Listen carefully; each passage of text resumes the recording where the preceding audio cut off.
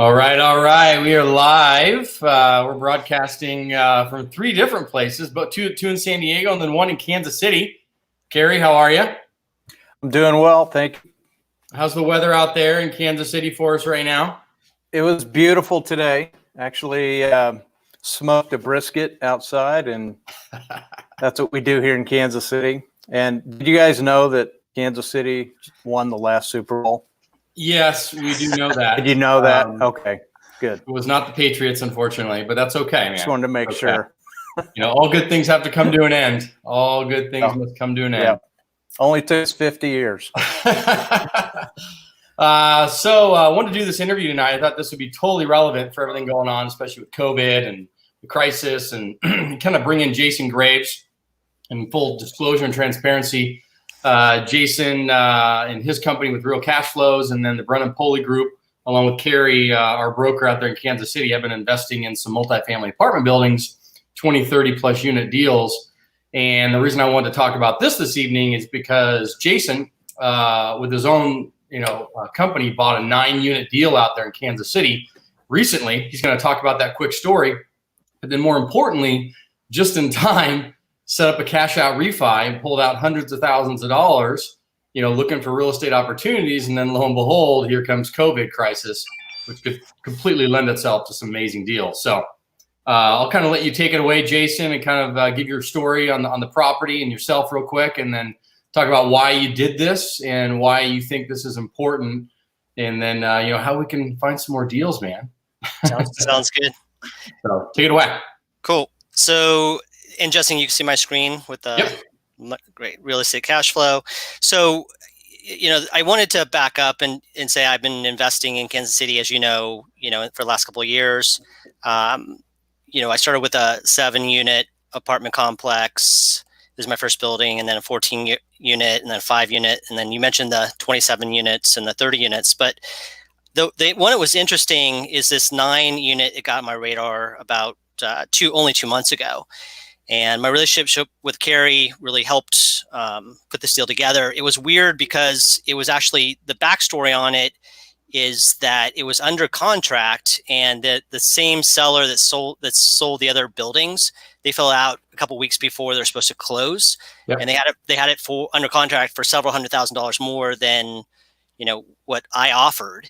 And the challenging part is because the up leg of the seller was doing a 1031 exchange. My relationship with Carrie, and Carrie knowing Bryce, the broker, reached out to me, and we took this thing down. After I got the phone call and looked at it, we bought this building within 10 days to 2 weeks, right?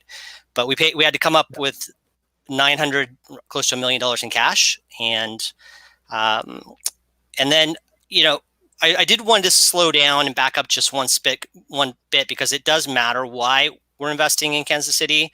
I know Carrie can talk to this better since he's lived there, but the light rail system that's going through down Main Street, the development with Troost, Overland Park being built out. There's a Cerner medical campus that's $4.5 billion.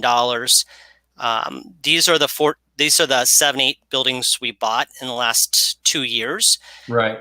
And I know you want to hyper focus on this last one, which is the Wyoming.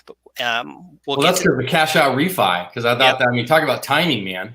Yep. Yeah. And I want to tell you how I did that, right? So, Carrie got this on my radar. I looked at the property, and we made an offer. I made an offer on the building. I think it was under contract for about $1.1 million. We offered like $950,000. The part of the story I want to share with you is that one of our partners, Kenny, who had invested in our last 30plex and put in $50,000. I called Kenny, and he ran the numbers, and we'll go into that next. But he literally booked a flight within 4 hours of my phone call and was out in Kansas City like the next day. So he met Carrie, walked the building. He brought his builder and kicked the tires. And again, we had to move really quick. When we executed and closed the contract, we had already been working on the loan file and application 2 weeks prior to closing. The day we closed, I submitted the paperwork to the lender, right? That's only 2 months ago. and we started the process last week, about 36 hours ago. We got funded and pulled out, and I'll go into the numbers, but we pulled out $765,000. Woo! So well, that's good for you. I like that. What it makes me feel worse is that you actually offered this opportunity to Chris and I with the Brennan Pulley Group. Yeah, I know. And timing is everything. Yep. And we're in the middle of entitling a 19-unit apartment deal in San Diego here.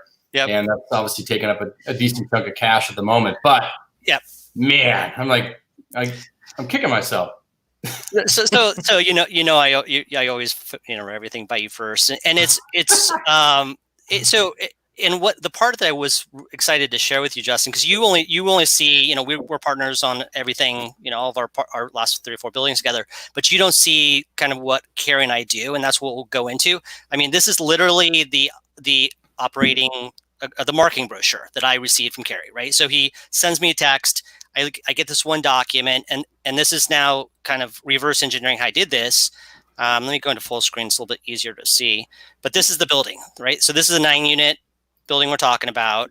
The interesting thing is, out of all of our 95 doors, it's the only one that has garages, which is really cool.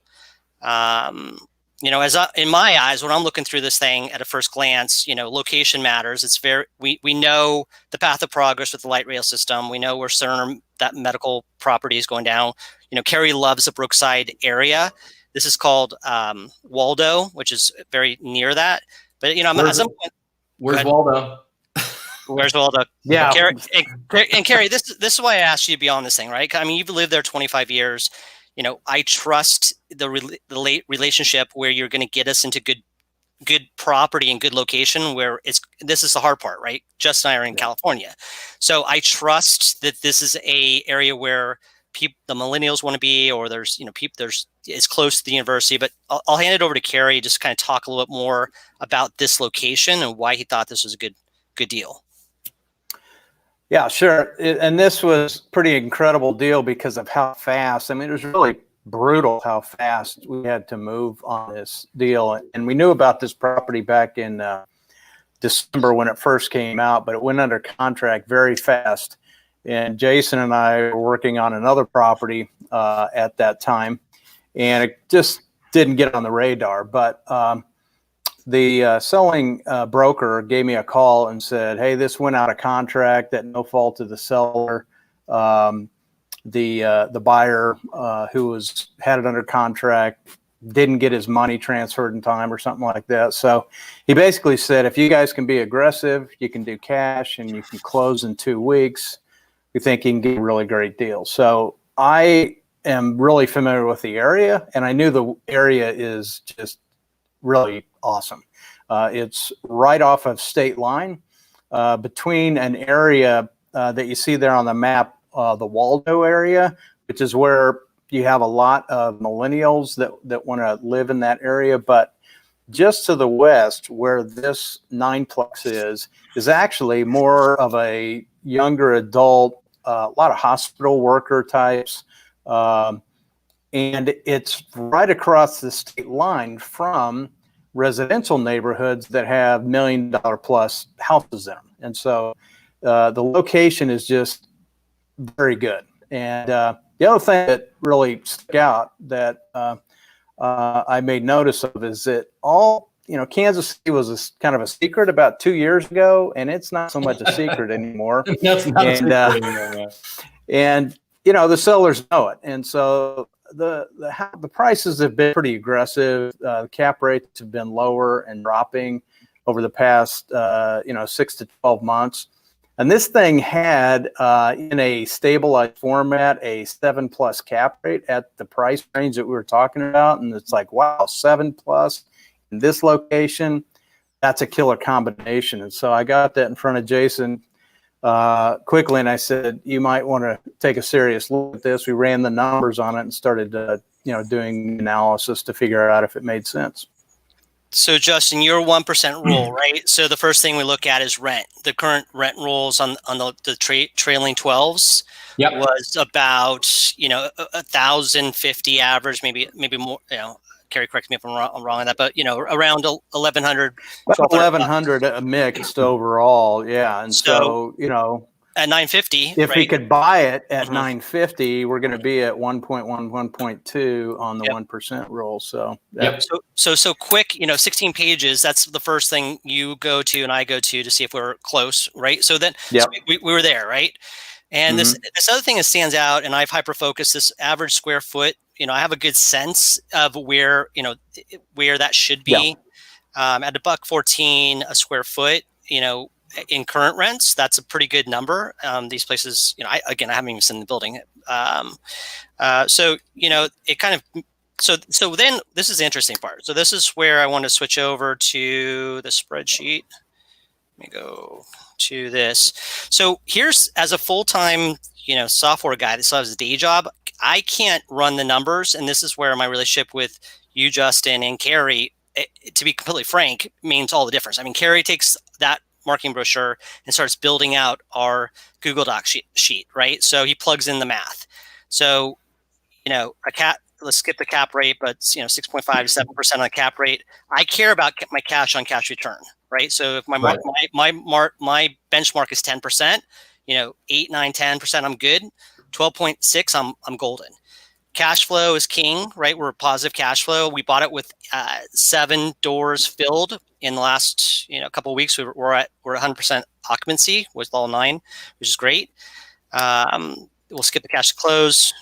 But the interesting part is this one. Justin, and I have been talking about the occupancy break even, right?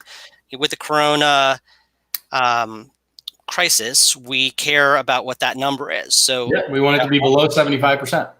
Right. Yeah. So, we're at 72. And if I could interject, I would just, as a plug to Kansas City, the reason Kansas City is, I think, an excellent opportunity from a multifamily point of view is the risk factor.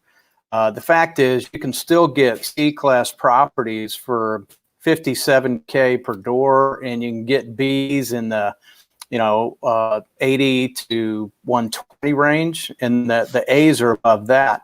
The reason that's important, if you go to Denver, you go to many other markets around the country, you're going to get a lot less doors for your money, as an example. Right. I know in Denver, the C's in Denver are like high B's in Kansas City. So if you're going to spend $1 million, you're going to get 4 or 5, maybe 6 doors in Denver. You're going to get 15 in Kansas City. So that helps you with the risk factor. Absolutely, it does. So this is just like you said, underwriting correctly to where your leverage is in place. I mean, I've talked to all the investors as I've sent out the emails and information, as you've seen, Carrie and Jason. We're well capitalized on our deals.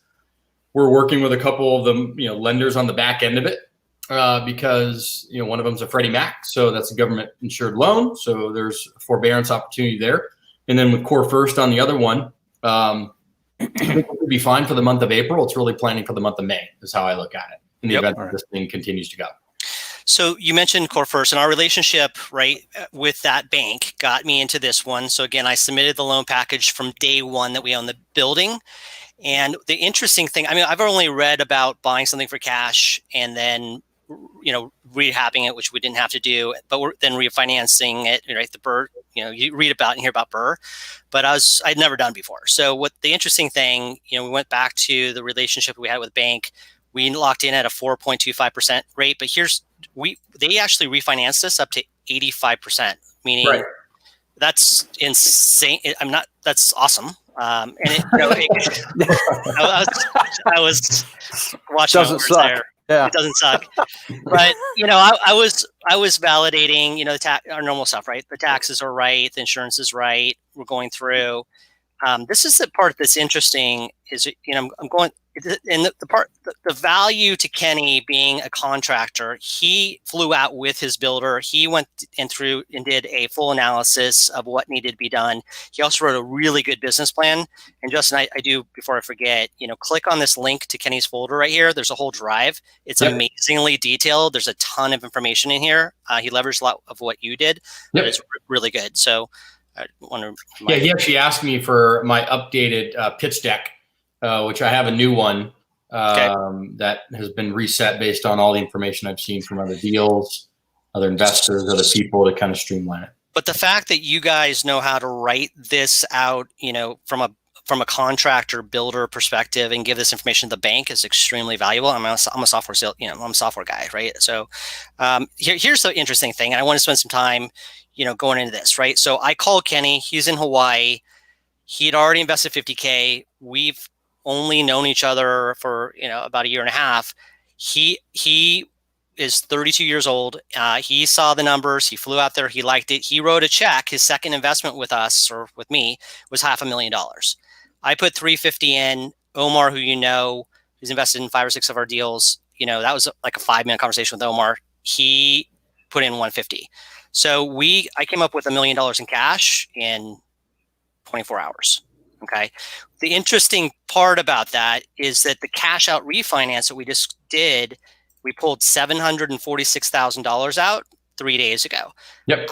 The most exciting thing, my best part of my week, is I got to wire Kenny a check for $373. I cut myself a check for $261, and I cut Omar a check for $111. Yeah. The money. Now, what is the plan now? Obviously, having done this refinance and trying to take advantage of maybe some potential deals and opportunities coming up, and being a bit patient, right? Because it's not going to happen immediately. As we all know, it's going to take some time and there'll be some fallout, but it's all relative to how long this COVID thing goes. And I told people, I said, look, I mean, for the month of April, most everybody's going to figure out a way to get through it, right? Depending on where you're at financially, where your cash flow is at. But come May 1st, if we haven't seen a peak in New York City, right, in terms of slowing of new cases, and there's not some light at the end of that tunnel for people to at least envision, things could get very interesting.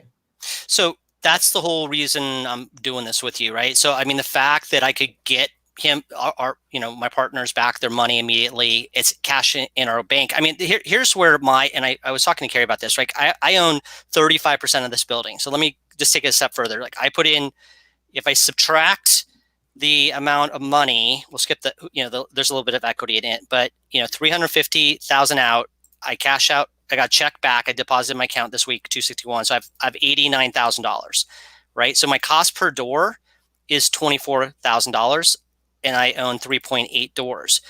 But the way, what I'm looking at, and I'm going back to so if that $88,000, I took a 3% acquisition fee for putting this thing together. If I back out my equity, in my mind, because I already got that money back from the bank, I really have like $43,000 into the deal. So I have, divided by 3.8 doors, I have $11,000 per unit on a value of each unit of 105. Yeah, that sucks. So what I'm saying, here's the part I wanted to so Justin, here's the part I wanted to talk to you about, is like, okay, this $43,000 is invested in an awesome building in a great location, in a path of progress that's going to be more valuable. Here's the part that is interesting. Because I've done cost segregation over my last, we're going to do cost segregation. So I'm going to get a huge tax benefit off of this one building. Because I'm a W-2 employee, that's a benefit about $50K to me this year. Plus, I have 10% appreciation. My percentage of that appreciation at 10% is $31K, and then they'll be paying down my debt by about $15K. So it's about $100,000. This is the part I wanted to switch over to answer your question and show you. I didn't do that very well. Yeah. Okay. All right. So the answer to your question is, because we did the refinance, this $815,000 line, can you see my screen okay? The money is not at the bank. It's literally in our bank account, right? So I don't know how else to answer that question. We have control of all the money, right? And then we are able to use that to, if the whole building was empty and no one paid rent of those 9 people, then we could literally pay the mortgage with the bank's money. Sure. So the other part I want to show you is this is literally my W-2 from the last 2-3 months, right? So I made $69,000 gross. That's a big number for 3 months. That's awesome. Yep. The problem is not the problem, but the reality is no, it is a problem. The net pay is $30,000, right? Yeah. So we, and I've said this to you, you know this now, we always live off of what my net pay is in San Diego. I mean, that just keeps the light on, right? 10K a month pays the bills and kind of keeps the light on. I mean, do you get please tell me you get a tax refund, because that ratio. No. So here, this is where I wanted to show. This is why I'm being totally transparent with my numbers, right? So I made, again, that's a lot of money. 70 grand in 3 months is a lot. It's a lot of money. I realize that, but the net, because I have so much money going into 401k and ESP. Oh, gotcha. And so I've always done this literally for 15, 20 years. You're putting almost $1,100, $1,200, and then you got EPP. Yeah. So I'm crushing it. But here's the point: is because we're frugal, because we live with below our means, because I've never had a car payment, because we don't spend a lot of money, because I've been doing this for 15, 20 years and we're used to it, and all the money just gets allocated into investing and diversified into stock mostly, right? Like Adobe stock and all the high tech stocks that I'm comfortable with. The killer part that I wanted to share with you is again, by doing the cash out refinance, I literally took $261,000 from this one deal and deposited into my personal account this week. It's over $250,000. Now, if I have a shortfall in any of our 94 units, I have the ability to use some of that money to ride the storm out. That's the answer to your question. Yep.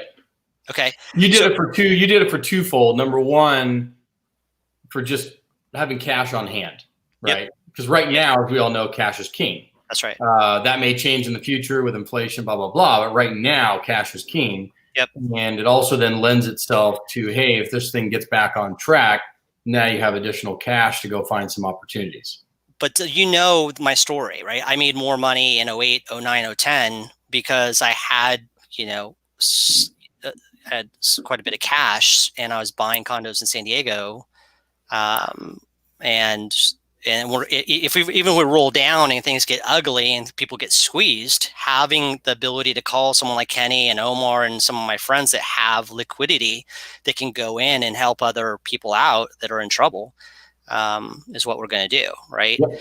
So here's the last thing I want to say. Because of the cost segregation, because of the tax benefit, the old rules of the amount of money that you could write off in apartments was $100,000 a year maximum. The new tax laws increased that 10x to $1 million a year. Why that's exciting is that I refiled my 2018 tax returns, and I have a negative line item of $708,000 just in 2008 on the 3 buildings that I bought. Those first 3. Well, right, so wait, say that again on the cost seg and is that per person or is that? No, so just on Harrison, Clark, and McGee, my first 26 units. Yeah, I did cost segregation on those 3 buildings. Okay, so it cost me $10,000. Because of the cost seg, and we're accelerating the depreciation on those 3 buildings, I have a negative $708,000 on my 2018 tax return. Right. Why I'm sharing that with you is that I am getting back, because of that, $160,000 for my W-2 job. I love it. So, but the question I was asking you is what repeat the max amount of write-off again on the cost seg? It went from $100K per year. That's per person. Per person? Per person max. Yeah. Up to $1 million. Up to $1 million. It's 10x. So I mean, think about that. So a negative 708 loss I would have to wait 7 years to utilize that, right? I utilized it all in 2018. That's not counting the 2 or 3 buildings you and I did together in 2019. I'll just do it again. Right. Well, that's coming because we did the cost segregation on the WIC. And Brookside. Right. So that's all in play, and we'll play itself out. So when you get you issue the K1, right, is from the accountant and the bookkeeper. I get that K1 document, I hand it to my accountant, and then I get a tax refund. So the reason I shared the transparency of my W-2, it's a forced savings account for me because I mean, eventually, I just submit that paperwork and then it literally just gets deposited into my account. We're talking about a staggering amount of money. When I'm getting $160,000 in the next 1 or 2 months, and then I refile my 2019 taxes, I get another, 6-figure check. That's hundreds of thousands of dollars. That's how now I'm able to make other investments. Mm-hmm. If that makes sense. I love it. It's it's the value of money. It's leveraging it correctly. It's putting yourself in a good position to take advantage of whatever it may be, whether you just need a bunch of cash to ride things out, or opportunities present themselves, which they will. And there is going to be blood in the street. Unfortunately, there's going to be winners and losers from this thing. Right. Which completely is horrifying, because it's nobody's fault other than, the virus. So. And all we can do, right? I mean, you mentioned, you and I have been having a lot of conversations. We're working with the lenders to defer what we can, right? I was looking at my personal account last night about my units that are paying rent, and I'm happily surprised that a lot of them have paid. On the first. I told you, April's going to be okay. Yeah. I'm not too worried. I think. I think I have, out of the units that we own here in San Diego, one person has said that they can't pay or they need some help, and we're running the same thing we're doing in Kansas City. Everybody else has already paid. So April, I think, is fine. Yeah, it's come May. Come May 1st, because everybody, it's a cash flow game. That's all it is. It's simply a cash flow game. Yeah, and there's only so much time before everybody's going to start to go, So the interesting thing about, and if we back up, like, on a personal level, I took my 401k and I went through Sensei Financial, who, it's not a plug just for them, but that's who I use. And I do recommend them. And I rolled after leaving Adobe, I rolled my entire 401k and Sensei Financial did the paperwork, and then I rolled that into Fidelity, right? So then because I have passbook control in a prototype 401k account, I've written checks to other syndicators, right? And I'm utilizing that money and diversifying into real estate, into 4 or 5 different deals. I'm surprised more people don't do that, but I think, and I've talked to a few of our investors and I've helped them with the process, and they've done that, and they have $500, $700, $800,000 ready to go now to be able to invest. Our good fortune, the reason I'm sharing that part of the story, is that I liquidated, at the top of the market, the stock market. And now after a 20, 30%, 20, 25% crash, I'm really happy I did that in the last year. So hold on a second. That adds a whole nother flavor to this thing, Jason. I know. You're trying to tell me that you were smart enough, and not so much smart enough, because I guess it's all relative to, I'm in the long game, so I'm not liquefying anything in the stock markets. The only two people that should be moving money in the stock market right now are either day traders or people, if you're 70 years old, right, or older, you need the cash, right? You're not going to live long enough to see this thing grow again. Yep. But you're telling me you liquidated at the top of the stock market? When was this? Like 3 weeks ago?